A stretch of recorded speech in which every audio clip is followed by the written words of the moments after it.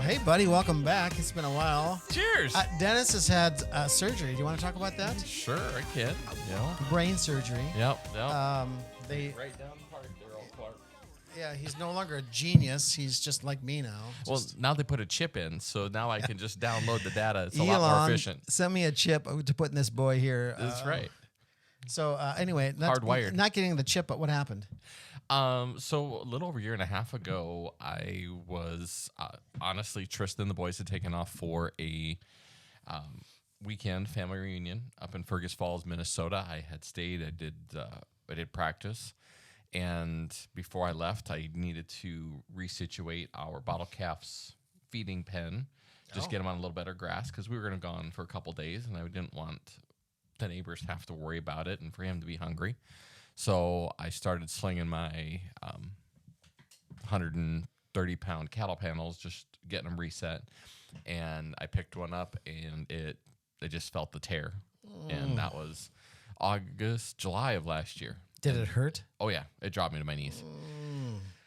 But as it is in show business, a show must go on. So I had to just get the rest of the work done, and I suffered through. And then I sat in the vehicle for 3.5 hours. And then I went and played with my kids and water slide and got through the weekend. And then I let it calm down a little bit.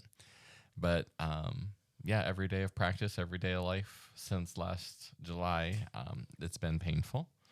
And finally this last, I would say about mid-July, August, it just started. I'd come home from work. I'd just be in a lot of pain.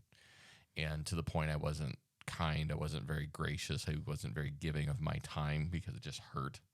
And so Tristan had the discussion that it was time to get it fixed. So great doctors. I got the work done here at the Brookings Health System. Dr. Mara Quinn, shout out. She's a great doc. Good bedside manner, did a great job of taking care of me. And we're on the road to recovery 3 weeks and got another 3 weeks of behaving. I have to behave. But then after that, I'm back to CrossFit and the whole 9 yards. So we're going to tear it up and make 2024 a great year. Let's do it. Yeah. Ladies and gentlemen, today we're going to talk about the stolen election, or at least was it stolen or not? But first, there is some breaking news today on Tuesday. I know this comes out Thursday morning at 6 a.m., but so First Bishop Strickland a couple weeks ago was removed by Pope Francis. And who's that? Pope Francis? Yeah, who's that? He's our Pope. Oh. See, Protestants don't want to admit any pope being theirs, but in the reality, that's a whole nother day. you can agree to disagree right now, but that's okay. Anyway, Pope Francis removed Archbishop Strickland. I made him a cardinal. I can't do that. Archbishop Strickland, he removed him. We're not really sure why. And there wasn't any due process, but he was removed, and he's a bishop without a diocese, which is... And he was out of Tyler, Texas, right? Tyler, Texas, yeah. I don't know him personally. I know people who have met him and know him, and they loved him. So, whatever. But now today, the breaking news is on Tuesday. Again, this comes out Thursday, but the Pope punishes Cardinal Burke, calls him his enemy, and Burke was causing, I guess, disunity in the Catholic Church. So he penalizes him. He takes his stipend away, I think, for his living expenses in the Vatican. So Burke's on his own financially. And this is, by the way, this is CatholicVote.org is reporting this. Raymond Arroyo, who I really, really like. If you don't listen to Raymond Arroyo, he was on EWTN years ago as a journalist. Now he lives in D.C. I think he's still on EWTN. I know he is. But he's doing some other things like Fox News. He didn't want to report the story because he didn't think it was true. But as he dug, it is true indeed. Burke is got a slap on the hand by the Holy Father. Do we know where Burke is from? Originally, I don't. I should, but I don't. I do know a couple guys who know him personally and love him. Think he's a great guy. So can this? So just curiosity, because I'm not real up on the Catholic thing. Can this Cardinal Burke start a GoFundMe? Like, can he go out and crowdsource his living expenses? I suppose he could. Okay. Cardinal Burke, if you need finances, maybe that's an option. Okay. Well, I mean, guy's got to eat. He's got to eat. Yeah, I'm sure somebody's going to take care of him. There's enough good Catholics. I think he was out of St. Louis. Okay. But I'm not really sure where he's from. Good Midwest boy. Yeah. And he was working for Pope Francis, but removed in 2014. Could the And- Pope ever sanction you for causing disunity? Oh, of course. Okay. Can he sanction me? Well, he can try. Okay. Yeah, but you're not a part of the fold yet. Well, if he's my Pope, I mean, I guess I am part of the fold. He is your Pope, but I was talking to some Protestants a couple weeks ago, actually a couple months ago. This was in July, late July, and about what's going on in the Catholic Church and the Holy Father. And she said, "Well, I'm glad he's not my Pope." And I wanted to say, "Oh, honey, he is. You just don't want to recognize him." So, but it's much like the Orthodox faith. That's another day. I don't want to get into this. So anyway, I'm good at the rabbit hole. let's move on. Let's move on right away. So I do want to get into the stolen election. We haven't Well, talked. speak of rabbit holes. Yeah, is it a rabbit hole? I mean, I don't know. The problem with conspiracy theory, or at least coined by the CIA, is it causes people to not think for themselves. And I think we find ourselves in America in this conundrum where people cannot think. And I really wasn't taught how to think until I went to Franciscan University. I was pushed left and right and up and down, and I was just put in this grinder, and I came out able to think for myself. But I don't see that amongst a lot of people in this country. They watch the tube, and they say that's truth, and therefore I'm good. Well, it's funny because my dad is 84 years old, 39, yeah, 84 years old. And we were sitting together for Thanksgiving, day after Thanksgiving, just having a little bit of pie and visiting about just life. And he got talking about watching, because he's watching a lot of TV these days. And he goes, you know, when Reagan was running the country, and he was talking about, you know, late 70s, early 80s, and Walter Cronkite, and what's his name from? Peter Jennings. Yeah, Peter Jennings, and then the other one. How did I know that? I don't remember the other guy. Dan Rather? Dan Rather. Yeah. He goes, those guys just reported news, you know? They just knew the news, and they told us the news, and we believed them. And he goes, now you watch the news, and you don't know what to believe. Was it the same back then? Maybe. I don't know. We don't know. That's what's so interesting, ladies and gentlemen. How do we know? People are not watching mainstream media anymore. Their numbers are so down. I never thought Fox News would have those certain numbers. It's crazy how few people are watching them now. But it was very interesting to look at. The media's not owned by a variety of people or variety of interest groups, which much as you go back to when the newspaper started. Each local newspaper was owned and run and edited by people very local. There wasn't any connection from the Sioux Falls newspaper to the Minneapolis newspaper. But now, like BlackRock and Vanguard are huge financial holders of these media outlets, which allows them to control and manage the message. You're a conspiracy theorist. I'm not a conspiracy theorist. This is fact. I trade stocks every day. I know how this works. So that's how the conversations go, ladies and gentlemen. You know this. This is nothing new. I say you're a conspiracy theorist, therefore I debunk you without doing any research. Validation. Yeah. I mean, it's really intellectual laziness that this country lives in right now. Well, everyone has an opinion, and if you've got a mic and a camera, you must be valid. Well, I don't think everybody has an opinion. I think this is the problem because opinions are based off of what? Typically, they should be fact. That's right. Or life experience. And or we exposure. hear something. We say something like, "You're a racist," and just by saying that, do you know there's a huge amount of people that are going to believe me just by saying that without doing any research into you. Mm-hmm. It's crazy the world we live in. So there's a lot of intellectual laziness that happens in our country today. So well, people want to be entertained. They just want to be entertained, and unfortunately, arguments, fights are entertaining. Yeah, watching people beat 2-year-olds and 5-year-olds and 8-year-olds, we get really mad at them when they're our kids. But when they're somebody else's kids, we think it's funny. Yeah, I think we are in this constant vacuum of entertainment. Aaron Rodgers, former quarterback for the Green Bay Packers, said something last year or maybe 2 years ago when he was talking about the NFL and football. He was saying, this is entertainment, people. We're here to entertain you. And as you think about that, you go back to the 70s and you watch the football players. They didn't do the kind of celebrations they started doing in the 80s and 90s. they'd make a tackle. They're doing their job, and they act like Jesus is coming back, man. So we live in this vacuum of entertainment. And I think a lot of us are just sort of spitting. We're on pause. Can't even think for ourselves.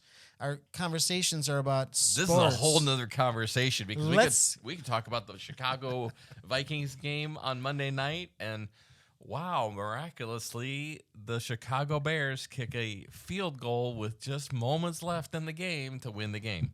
Yeah, you wonder. Yeah, you wonder. Anyhow, more conspiracy theory. Yeah, it could be fixed. It might not be. But the election, we need to talk about the election. I'm not here, ladies and gentlemen, to tell you that it's stolen. But I am suspicious of some of the things that I've heard, seen with my eyes. I am suspicious of what really happened. And now, let me just pull this up here. Bill Elmore is his name. And he says, bombshell report. This came out on Tuesday. Voter recount in Georgia finds Raffensperger failed to report election results. And Raffensperger is the Secretary of State for the state of Georgia.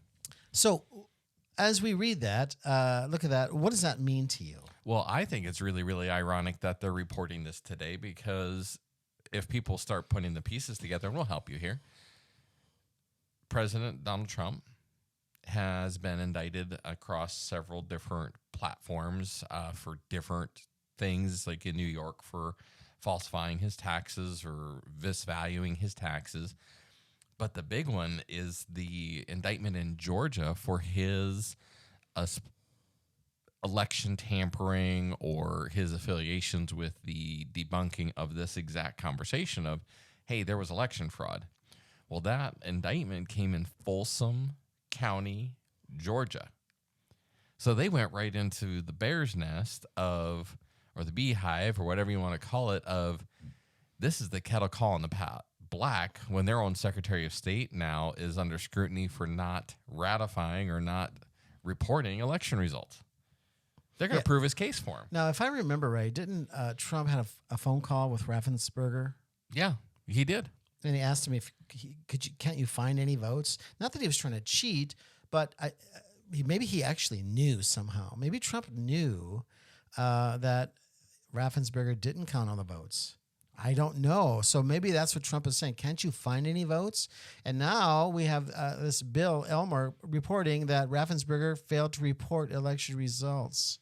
No. Which way is it going to go? Is that going to go in the way of hurting their case, the Trump case, or is it going to go into helping their case of, there was election tampering, there was election fraud?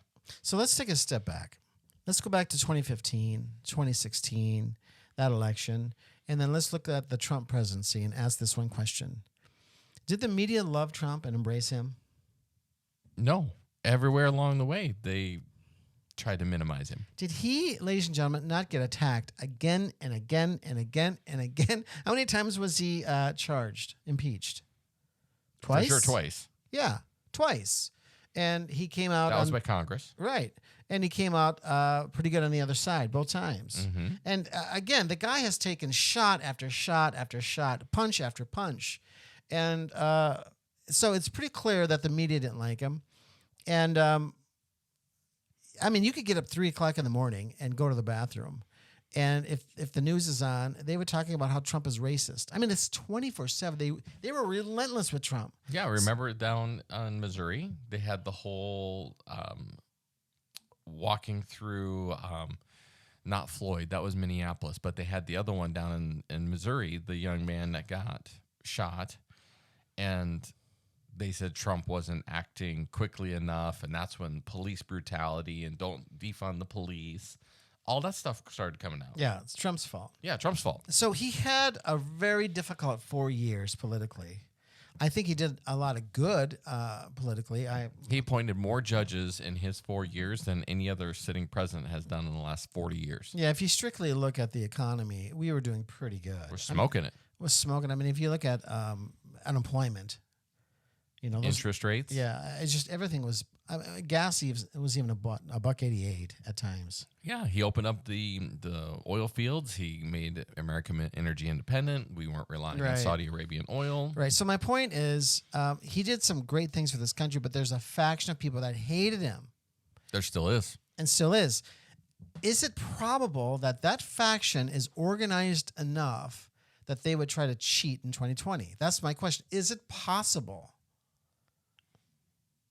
Or Anything's possible. is it even probable, right? Is it probable that they would cheat? If you're high enough and elite enough, and I mean, think of this as a local high school football game, and you happen to know a couple of the refs that's going to be officiating the game, and they're friends of yours. How easy is it to sway and influence the referees to make a few questionable calls during the game that change the outcome of the game? I was in that game in Crespard, South Dakota in 1988.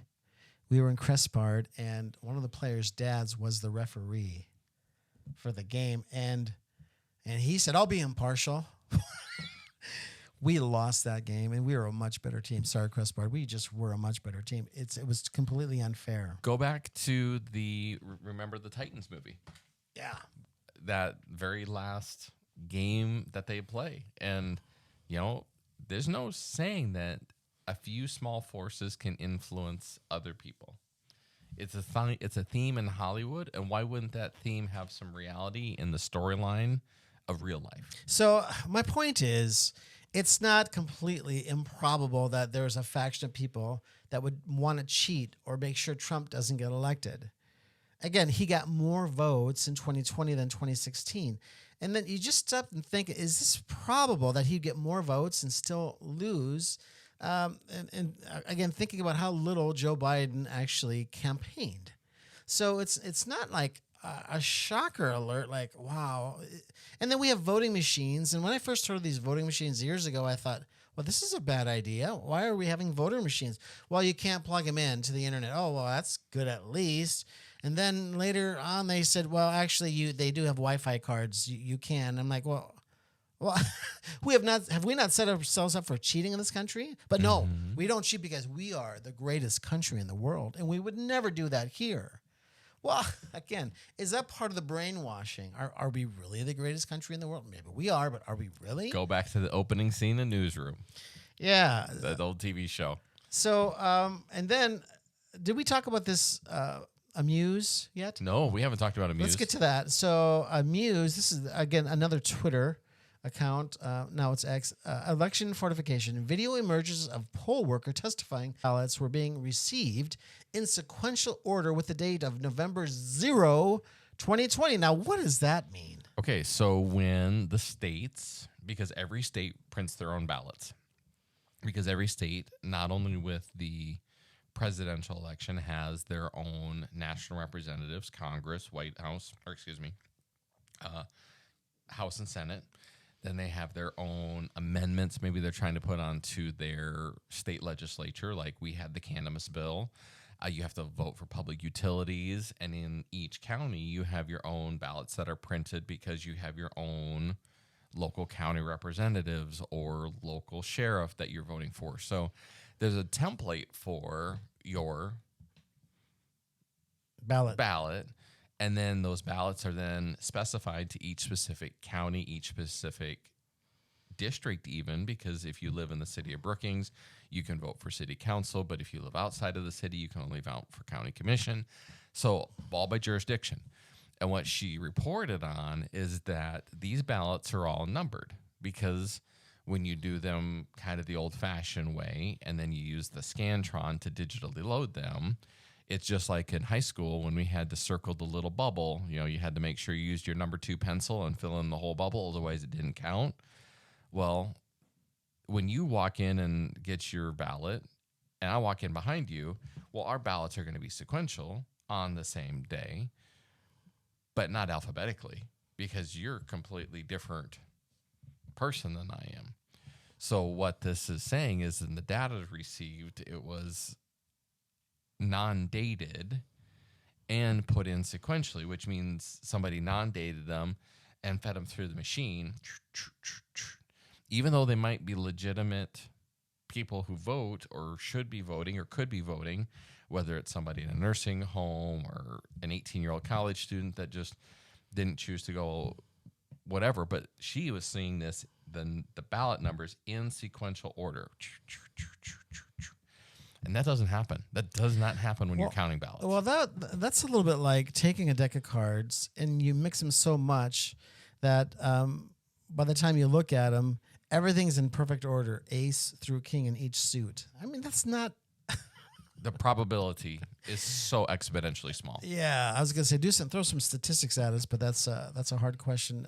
But it's improbable. Yeah. And so, and also, ladies and gentlemen, did you see those videos where at 2 a.m, 3 a.m, again, this is a couple of years ago, they kicked everybody out, and then you saw these workers get these suitcases from under the desk and start counting votes. Did you see that video? Yeah. Now, was that made up? I think that was in Arizona. Was that in Arizona? That was in Arizona. Okay, I don't know. Was that video made up? I don't know, but I saw the video, and the media, mainstream media, would say, no, this is the most secure election we've ever had. So then we're in a conflict because we have the video, which doesn't prove anything. Doesn't prove it, but it's there, and people should be investigating, not to mention all the weird things that happened. I mean, there were some weird things.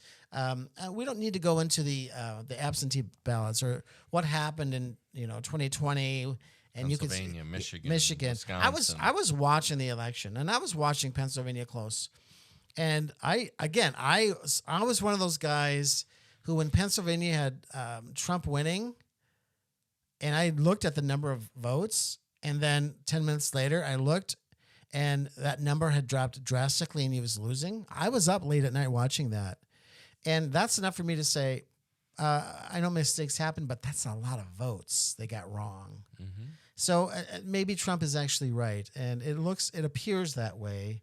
I don't know, ladies and gentlemen. But tell me what you think. I mean, the stats are showing that 69% of Republicans and many CNN poll, 63% of all Republicans believe that there was some sort of injustice in the election. How about Democrats? There's Democrats that also agree. Yeah, it's crazy how many Democrats are warming up to the idea. Yeah. But 69% believe that the election was stolen in some capacity or form. Now, what that looks like is stolen, who knows? But I think the greater damage, despite what we're talking about here, the greater damage and damage control is if my 18-year-old son, 19-year-old son who's in college now doesn't believe that his vote really counts for anything, and now is inundated with this story and this narrative that they're just changing the election results, how does that touch, move, or inspire our young people to be actively part of this amazing process, which is the election process? Because it's a government by the people, for the people, but made up of the people. And if your vote doesn't count towards that tally mark, boy, that's the danger of a slippery slope of what is that quote? The worst thing that can happen to a society is when good men do nothing.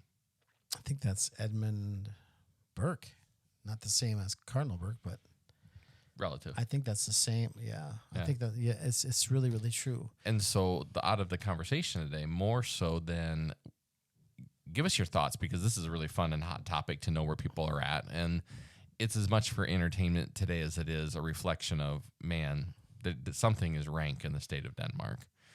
But how likely are you to vote a year from now? Are you going to put your vote in, regardless of who you're going to vote for? Are you going to participate, or are you out? Like, I'm done. I'm not. Well, you got to know that many people, me included, we're going to go and vote and hope that our vote gets counted. I want to know if our listeners are going to go vote or if they're just done. They're done with the drama. And maybe that was the point. Maybe we just good men don't and women don't vote. And then the bad team wins. And maybe that's part of the plan here. And maybe that's God's plan. Yeah, if it doesn't count, it doesn't count. Anyway, I don't know, ladies and gentlemen. I'm suspicious of 2020, and now I'm suspicious of 2016, 2012, 2008, and all the way as far as I've been alive. I'm suspicious of all of it now. You want to talk about that? Look at the dynasty. Look at the dynasty from 2000. Is it 2002? 1992. George Bush Sr., Bill Clinton, George Bush Jr. You mean 1988? Could be. 1988, George Bush Sr. George Bush Sr. Then was he in gets- for 8 years. Yeah, and then he gets beat by Clinton in 92. Okay. And then 96, Clinton wins again. Yep. Not to mention Hillary runs for Senate in 2000. Goes to 2000. Yep. Right? And then George Bush Jr. in 2000 wins. Yep. And then he wins again in 04. Yeah. And then 08, Barack Obama wins.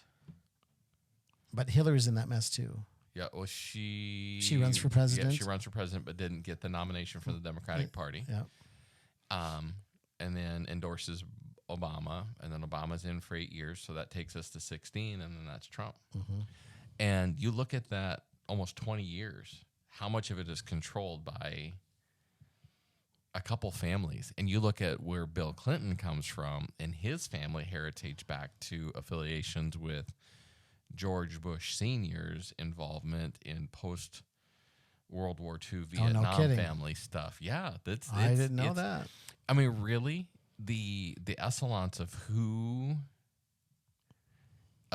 leads our country and who is allowed into the club is staggering. And the fact that a lot of them graduate from Harvard, a lot of them graduate from these Ivy League schools is not coincidental. I mean, they're set up to be the breeding ground and the education ground for the brightest minds in the country. But you know what? It feels like a lot of that education has lost a lot of good old-fashioned common sense.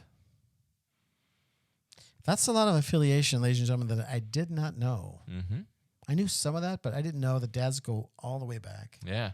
Oh, yeah. So, and really, you want to get into something interesting, and not conspiracy theory. This is fact of where the Bushes are tied back into financing of the Nazi Party. Oh, boy. In Germany. No way. During World War II. Prescott?